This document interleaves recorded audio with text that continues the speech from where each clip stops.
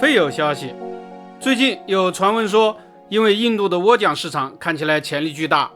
印度航空将要增加涡桨支线客机，数量可能很多。印度航空在印度的地位大致相当于中国的南航、东航或者是国航，不过中国三大航现在一架涡桨支线客机也没有。涡桨支线客机很省油，适用于小型机场，航空业发达的地方一般使用它担当摆渡运输，也就是联络客流较低的城镇与附近的大城市枢纽。在一些人口密度特别低的发达国家，例如加拿大和澳大利亚等， ATR 和 -8 都很盛行。但涡桨支线也面临多个发展难题，一是载客少，成本高，机票很贵。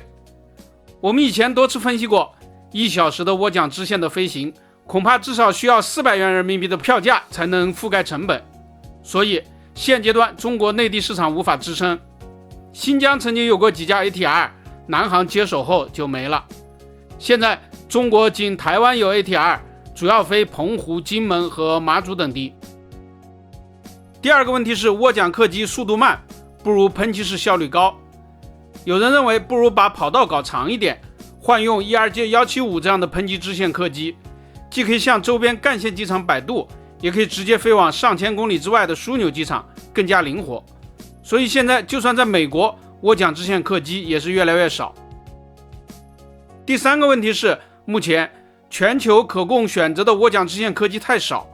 由于庞巴迪的 -8 适时停产，中国的新舟60也不见踪影，只剩下 ATR 一家独大。 ATR 的价格不便宜，维修保养与二手的波音737也相差不多，所以除了油耗还有优势外，并没有太吸引人的地方。中国虽然有国产的新舟60支线客机，但现在涡桨支线市场特别惨淡，除了高铁越来越便捷等外部因素外，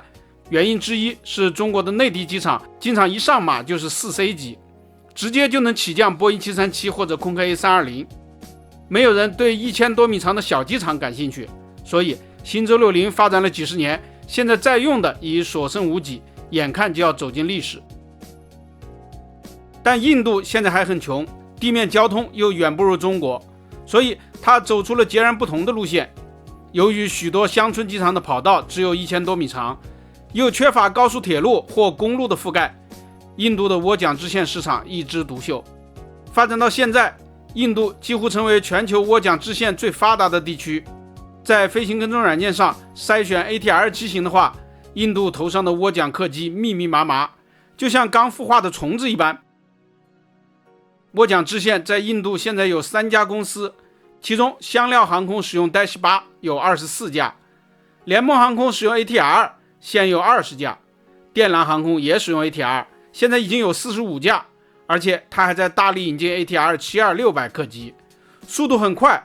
仅2023年就引进了7架。涡桨支线在印度有什么优势呢？最大的优势就是它适用于小机场，可以让民众在家门口就坐上飞机。印度小机场较多，在印度坐飞机又没有机场建设费，转机成本低，